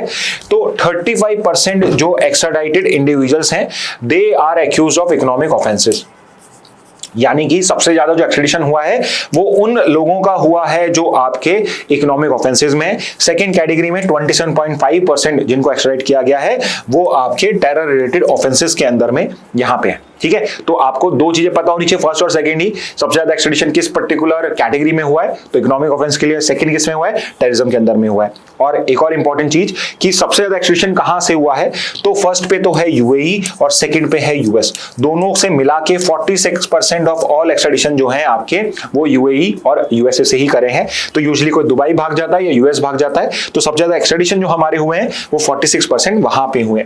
अगेन अगर आपके पास न्यूज़पेपर आता है तो ये जो चार्ट्स हैं, ये चार्ट का ही इंफॉर्मेशन मैंने आपको कंपाइल करके यहां पे प्रोवाइड करा है। अगर एक्सट्रेडिशन के लीगल फ्रेमवर्क की बात करी जाए तो इंडिया में एक लॉ है एक्सट्रेडिशन एक्ट ऑफ 1962, जिसके अंदर में सारे एक्सट्रेडिशन कराए जाते हैं। मिनिस्ट्री ऑफ एक्सटर्नल अफेयर्स है जो एक्सट्रेडिशन को डील करती है, कंफ्यूज मत हो जाना, होम अफेयर्स मत टिक कर जाना अगर क्वेश्चन आए तो, it is ministry of external affairs. Okay, and what exactly is extradition, कि अगर कोई पर्सन है जिसने कोई लॉ ब्रेक करा है और लेट्स से इंडिया में लॉ ब्रेक करा है और वो किसी फॉरेन कंट्री में चला गया है, तो यहां पे इंडियन जो गवर्नमेंट है वो फॉरेन कंट्री को रिक्वेस्ट करती है कि इस पर्सन को वापस से डिपोर्ट बैक किया जाए टू इंडिया, सो दैट ये जुडिशियल सिस्टम के अंदर में जस्टिस को फेस कर सके। उस पर्पस के लिए एक्सट्रेडिशन होता है यहां पे। ठीक है, कंडीशंस क्या होती हैं एक्सट्रेडिशन की, तो ये हम कई बार कर चुके हैं। एक एक्सट्रेडिशन रिक्वेस्ट तभी आपकी एक्सेप्ट होती है जहां पे वो एक्ट जो है वो एक क्राइम हो दोनों कंट्रीज के अंदर में। तो अगर मुझे यूएस से किसी को एक्सट्रेडिट कराना है, so it should be a crime in US as well as in India. तो अगर इंडिया में क्राइम है और यूएस के अंदर में नहीं है, एग्जांपल के लिए let's say there is someone who is let's say 17 years old and he is guilty of under age drinking, तो it's a crime in India, but let's say US के अंदर में जो मिनिमम ड्रिंकिंग एज है वो 16 है, so it's not a crime in USA.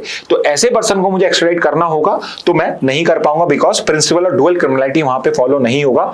दूसरा है वो जो ऑफेंस है वो एक्स्ट्राडिटेबल ऑफेंस होना चाहिए, विच इज कि जो ट्रीटी होती है, अरेंजमेंट होता है, उसमें लिखा होता है कौन कौन से ऑफेंसेस हैं जिसमें हम एक्स्ट्राडिट करेंगे, कौन कौन से ऑफेंसेस हैं जिनमें एक्स्ट्राडिशन अलाउड नहीं है, तो वो ऑफेंस एक्स्ट्राडिटेबल ऑफेंसेस की कैटेगरी में आना चाहिए।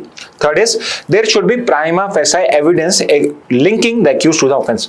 एक्यूज को ऑफेंस से लिंक करने के लिए वहां पे हमारे पास में प्राइमा फेसाई एविडेंस होना चाहिए। और फोर्थ इज कि यहां पे एक फेयर ट्रायल और ह्यूमन ट्रीटमेंट का एश्योरेंस होना चाहिए by the requesting country. So for example अगर हम किसी को एक्स्ट्राडिट कराना चाहते हैं from UAE, USA, Portugal, France, कहीं से भी, तो वहां पे जो requesting country it has to give a assurance कि हम ह्यूमन ट्रीटमेंट करेंगे, कोई टॉर्चरिंग नहीं करा जाएगा और एक फेयर ट्रायल इसको प्रोवाइड करा जाएगा।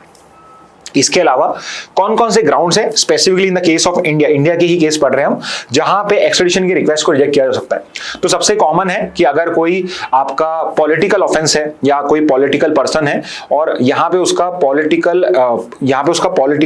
टॉर्चर किया जा सकता है या उसको पॉलिटिकली परेशान किया जा सकता है, तो उस पर्टिकुलर केस के अंदर में आपका एक्सट्रेडिशन का रिक्वेस्ट रिजेक्ट किया जा सकता है। तो पॉलिटिकल ऑफेंस के लिए यूजुअली आपका जो एक्सट्रेडिशन है वो नहीं किया जाता है। जैसे शेख हसीना अभी इंडिया के अंदर में एक्स्ट्राडाइट इंडिया के अंदर में असाइलम पे है एक तरीके से, और बांग्लादेश ने उनका एक्सट्रेडिशन रिक्वेस्ट करा है, बट इंडिया ने because it's a category of political offence इसके लिए मना कर दिया है।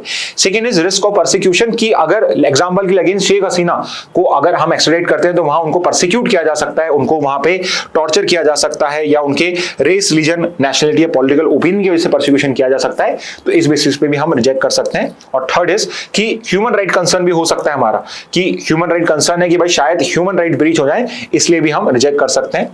Fourth is pending proceeding in the requested state, जिस कंट्री के अंदर में वो है, हो सकता है वहां पर भी उनके अगेंस्ट में कोई केस चल रहा हो, तो उस केस के अंदर में भी आपका वो पर्टिकुलर रिक्वेस्ट रिजेक्ट किया जा सकता है।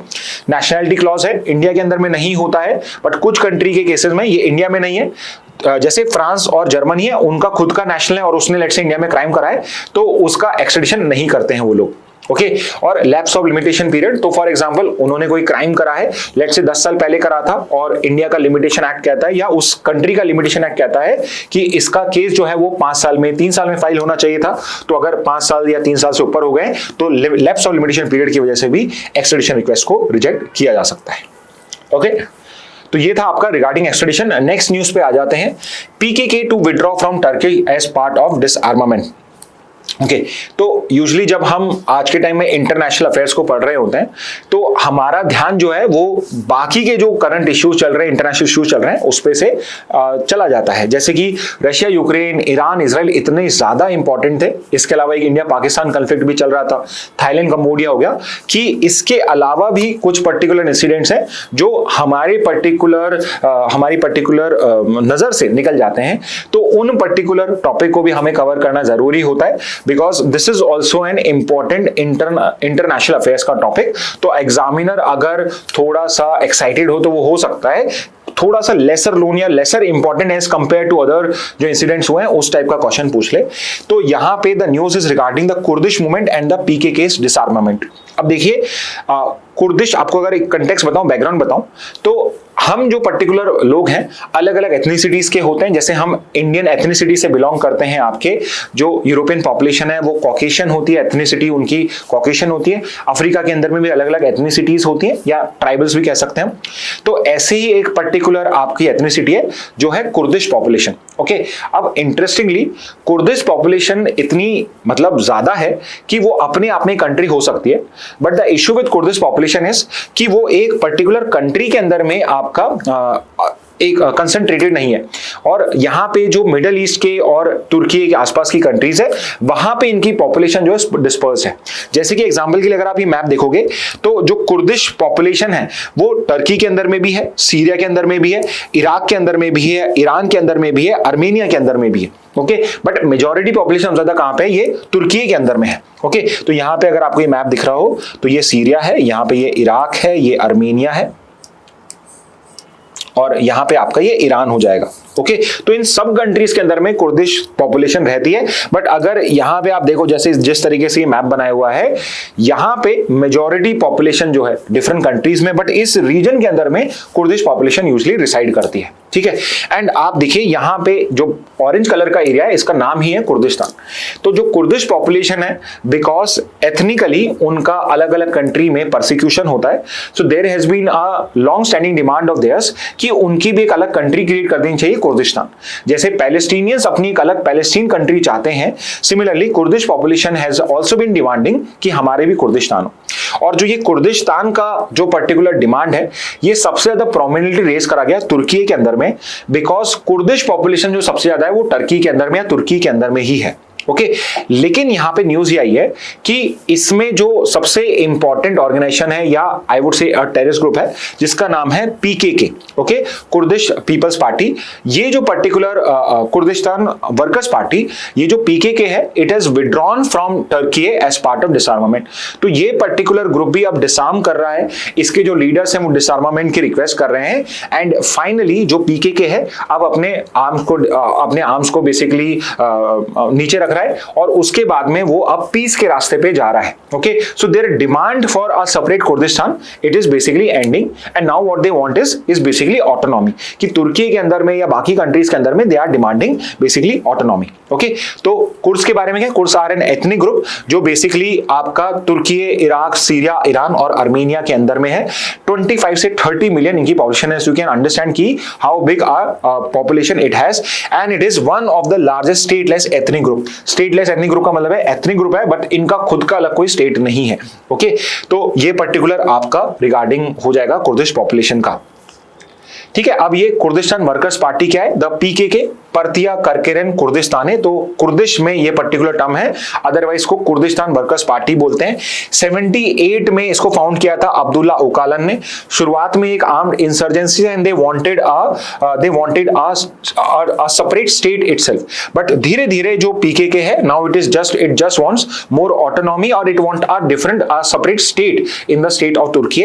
बट जो टर्की है वो इसके लिए भी एग्री नहीं करता है कि अगर आज स्टेट बना दिया जाता है तो आगे हो सकता है बाकी पर्टिकुलर जो कुर्दिश रीजन्स हैं डिफरेंट कंट्रीज में उसके साथ मिलके ये अपने आप में स्टेट अलग हो जाए, इसलिए टर्की उसके लिए भी एग्री नहीं कर रहा है। बहुत ज्यादा इसके अंदर में वायलेंस हो चुका है and lot of people have already lost their lives. Okay, तो for example 40,000 deaths have taken place since 1980s। तो 78 में जो ये आपका मूवमेंट इनिशिएट हुआ था, 84 में जो आर्म्ड सर्विस बना था, फाइनली 2025 में ये आपका डिसआर्म होना स्टार्ट हो चुका है। इंटरेस्टिंगली जो ये पीकेके है it has been designated as a terrorist organization by Turkey, European Union as well as the USA. Next पे आ जाते हैं, तो ये एक मोर और लेस वन लाइनर्स हैं आपके। तो यहाँ पे एक सैटेलाइट है, उसको आर्म फोर्सेस के लिए सैटेलाइट है जिसको हम लॉन्च करने वाले नेक्स्ट वीक के अंदर में।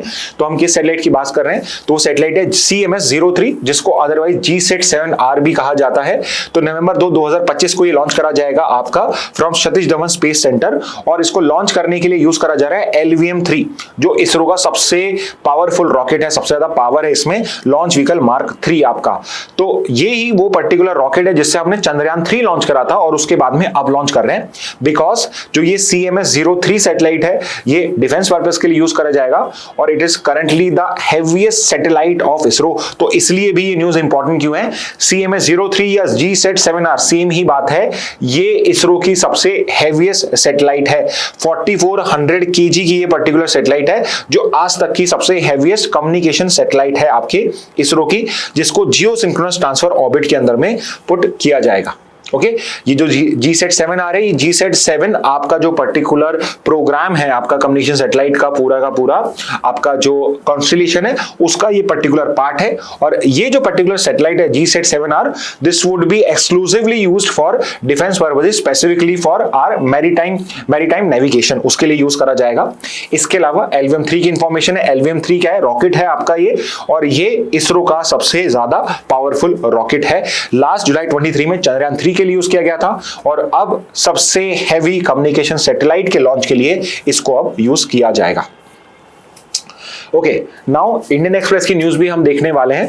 तो अगेन ये भी मोर और लेस एक वन लाइनर है, बट थोड़ा सा कंसेप्ट भी मैं समझा रहा हूं, which is going to be the first state जो आउटसाइड स्टेट के व्हीकल्स के लिए आपका ग्रीन सेस प्लान कर रहा है। So is going to be Uttarakhand, possibly ये भी हो जाएगा। तो एक अगर आपके मन में डाउट है कि जो सेस होता है क्या सेस सिर्फ सेंटर लगा सकता है, तो इनकम टैक्स की बात करें तो सिर्फ आपका, या GST की बात करें तो उस पे तो सेस सिर्फ आपका सेंटर लगा सकता है। बट अगर कोई स्टेट लिस्ट का सब्जेक्ट है या कॉन्करेंट लिस्ट का सब्जेक्ट है, उसके ऊपर पे स्टेट भी सेस लगा सकता है, स्पेसिफिकली पॉल्यूशन कंट्रोल के लिए या आपके यहाँ पे ग्रीन इनिशिएटिव के लिए। तो उत्तराखंड गवर्नमेंट ने यहाँ पे ग्रीन सेस यहाँ पे आपका प्लान करा है for vehicles from outside the state. अगर कोई स्टेट के बाहर का व्हीकल स्टेट में एंटर करेगा तो उसको ग्रीन सेस यहाँ पे बेसिकली करना पड़ेगा। And the main purpose is कि यहाँ पे they want to combat rising air pollution. So because of so many tourist vehicle coming into Uttarakhand and other vehicles also from outside the state, इस वजह से दे हैव डिसाइडेड कि they are going to impose green cess and it is expected कि उससे 100 करोड़ का annual उन्हें revenue भी generate हो। However, at the same time, because इसका पर्पस एयर पॉल्यूशन को कंट्रोल करना है, अगर आपके पास में इलेक्ट्रॉनिक व्हीकल है, EV है, कोई हाइड्रोजन पावर्ड व्हीकल आप चला रहे हो या सोलर या बैटरी ऑपरेटेड व्हीकल है, उस आउटसाइड स्टेट व्हीकल के ऊपर पे ये पर्टिकुलर ग्रीन सेस नहीं लगाया जाएगा। ओके तो लीगल बेसिस क्या है ग्रीन सेस का, तो सेस एक स्पेसिफिक पर्पस के लिए लगाया जाता है, जैसे कि यहाँ पे एनवायरमेंट प्रोटेक्शन के लिए लगाया जा रहा है। तो लाइक आई टोल्ड यू कि स्टेट एनवायरमेंट रिलेटेड सेस जैसे कि रोड्स पे, एनवायरमेंट में, ट्रांसपोर्ट पे लगा सकता है, और जो ग्रीन सेस लगाया जाता है it is as per the constitution and also as per the law of environment protection act. तो एनवायरमेंट प्रोटेक्शन एक्ट और एयर पॉल्यूशन एक्ट जो है 81 का, उसके अंदर में इस टाइप का सेस लगाना अलाउड है। ओके और ये ऐसा पहला एग्जांपल नहीं है जहां पे सेस लगाया जा रहा है। 2015 में दिल्ली गवर्नमेंट ने कमर्शियल व्हीकल्स के ऊपर पे लगाया था, ठीक है। तो Uttarakhand is the first state जो irrespective of public private vehicle है या कमर्शियल व्हीकल है, उन सब व्हीकल्स पे जो आउटसाइड स्टेट है उस पे लगाएगा। दिल्ली जो है, डिफरेंशिएट समझिए, इसलिए मैंने वहां पे क्वेश्चन पूछा था वो अलग था। यहां पे बात क्या कर रहे हैं हम, पहली स्टेट जिसने कमर्शियल व्हीकल्स के एंट्री के ऊपर पे कोई सेस लगाया है तो वो हो जाएगा आपका दिल्ली, जिसने एनवायरमेंटल कंपनसेशन चार्ज 2015 में लगाया था और सुप्रीम कोर्ट ने इसको अपहेल्ड कर दिया था। इसके अलावा हिमाचल प्रदेश, गोवा एंड केरला और आल्सो अदर स्टेट जिन्होंने एनवायरमेंट के पर्पस के लिए अलग अलग टाइप के सेसेस लगाए फॉर अलग अलग रीजंस। ओके तो ये पर्टिकुलर हो जाएगा आपका ग्रीन सेस के एग्जांपल। फाइनली एक और वन लाइनर फॉर्म है आपका, बट इसमें भी बहुत सारी इंफॉर्मेशन है, तो ये बहुत सारे वन लाइनर्स आपके बनेंगे। एंड जो न्यूज हम कवर कर रहे हैं इट इज कि आपके जो एक फिजिसिस्ट रहे हैं, एस्ट्रोफिजिसिस्ट रहे हैं जयंत नार्लिकर, उनको इस बार का जो विज्ञान रत्न पुरस्कार है जो लाइफ टाइम अचीवमेंट के लिए मिलता है आपका, उनको पॉस्ट्यूमसली ये पर्टिकुलर अवार्ड यहाँ पे दिया जा रहा है। ओके तो आपकी गवर्नमेंट ने क्या करा है, जैसे हमारे पद्मा अवार्ड्स होते हैं, इसी तरह से साइंस की कैटेगरी के लिए, साइंस के लिए अलग से, साइंस को अलग इंपॉर्टेंस देते हुए राष्ट्रीय विज्ञान पुरस्कार यहाँ पे आपके स्टार्ट करे हैं। ओके अभी कुछ साल हुए इन पर्टिकुलर, 2 साल हुए इन पर्टिकुलर अवार्ड्स को अनाउंस करते हुए, और यहाँ पे पर्टिकुलर आपका राष्ट्रीय विज्ञान पुरस्कार जो है डिफरेंट कैटेगरीज में यहाँ पे दिया जाता है। जैसे कि इस बार ये जो अवार्ड दिया गया है ये 24 इंडिविजुअल्स को दिया गया और एक टीम को दिया गया। तो 3 तो पर्टिकुलर कैटेगरीज हैं जिसमें इंडिविजुअल्स को दिया जाता है और एक कैटेगरी है जहां पे ये टीम को अवार्ड दिया जाता है। तो पहले जो आपके हुए थे 2024 में हुए थे, तो नेशनल स्पेस डे जो था आपका 24 का, तो tell me in the comment box when do we celebrate our national space day. Okay, आज नहीं है, आज मत लिख देना, नेशनल स्पेस डे के दिन में पहली बार आपके अनाउंस करे गए थे यहाँ पे। ओके, तो यहाँ पे आपका राष्ट्रीय विज्ञान पुरस्कार 24 से इनिशिएट हुआ है और अब आपके 25 के ये सेकंड ईयर ही आपका यहाँ पे जो हुआ है। आपके राष्ट्रीय विज्ञान पुरस्कार कौन अनाउंस करता है, तो एक कमेटी बनाई गई है राष्ट्रीय विज्ञान पुरस्कार कमेटी, जिसको हेड करता है principal scientific adviser to government of India. तो एक और आप मुझे बताइए, who is the current principal scientific adviser, ये भी एक इंपॉर्टेंट पोस्ट होती है। तो is the current principal scientific adviser to government of India. तो जो कमेटी इनके ये हेड करते हैं राष्ट्रीय विज्ञान पुरस्कार कमेटी, वो यहाँ पे आपका सिलेक्ट करती है और इनको फिर सबमिट किया जाता है to ministry of science and tech. Basically department of science and tech होना चाहिए, minister of science and tech को डिपॉजिट किया जाता है, जो इसमें से बेसिकली फाइनलाइज करता है। ओके, तो यहाँ पे जो राष्ट्रीय विज्ञान पुरस्कार है, पहले कैटेगरीज देख लेते हैं। विज्ञान रत्न अवार्ड होता है, उसके नीचे विज्ञान श्री है, फिर एक अवार्ड होता है विज्ञान युवा शांति स्वरूप भटनागर अवार्ड, और एक होता है विज्ञान team award. Team award team को दिया जाता है। विज्ञान युवा शांति स्वरूप भटनागर अवार्ड, पहले शांति स्वरूप भटनागर अवार्ड दिया जाता था, अब उसका नाम हो गया है विज्ञान युवा शांति स्वरूप भटनागर, जो आपके एक यंग पर्टिकुलर साइंटिस्ट थे जिन्होंने जो इनोवेशंस करे, जिन्होंने जो कॉन्ट्रीब्यूशन करा साइंस के लिए, इसलिए उनके नाम पर यह पर्टिकुलर अवार्ड दिया जाता है। और ये सिर्फ उन लोगों को दिया जाता है जिनकी एज बिलो 45 ईयर्स है। तो किसी यंग साइंटिस्ट ने जिसकी एज 45 से कम है, उन्होंने कोई बहुत इंपॉर्टेंट कंट्रीब्यूशन किया है, तो उनको विज्ञान युवा शांति स्वरूप भटनागर अवार्ड दिया जाता है। उसके बाद जो डिस्टिंग्विश्ड पर्सनालिटी है साइंस के अंदर में, उनको विज्ञान श्री दिया जाता है। और सबसे हाईएस्ट अवार्ड जो है विज्ञान रत्न पुरस्कार का, वो है विज्ञान रत्न अवार्ड, जो लाइफ टाइम अचीवमेंट्स के लिए दिया जाता है for their contribution to science and tech. Eligibility क्या है, पर्सन ऑफ इंडियन ओरिजिन, जो इंडियन सिटीजन्स नहीं है but person of Indian origin है, उनको भी अवार्ड मिल सकता है। एंड ये अवार्ड एक गवर्नमेंट साइंटिस्ट को भी मिल सकता है और एक प्राइवेट साइंटिस्ट को, इंडिविजुअल को भी ये अवार्ड दिया जा सकता है। ओके, फाइनली इस बार के अवार्ड रिसिपिएंट्स कौन है वो बताए हुए हैं। Again if you would see here, विज्ञान श्री अवार्ड 8 को दिया गया, युवा अवार्ड 14 को दिया गया है। तो आई डाउटेड कि ये आपसे पूछे जाएंगे, तो नंबर याद कर लेना। बट विज्ञान रत्न अवार्ड जो लाइफ टाइम अचीवमेंट के लिए दिया गया है, दैट इज इंपॉर्टेंट, और ये मिला है डॉक्टर जयंत विष्णु नार्लिकर को, जो एमिनेंट एस्ट्रोफिजिस्ट थे। He died last year only, और उनको ये particular lifetime achievement award posthumously दिया गया है। ही वाज द वन जिन्होंने बिग बैंग थ्योरी को भी चैलेंज किया हुआ है।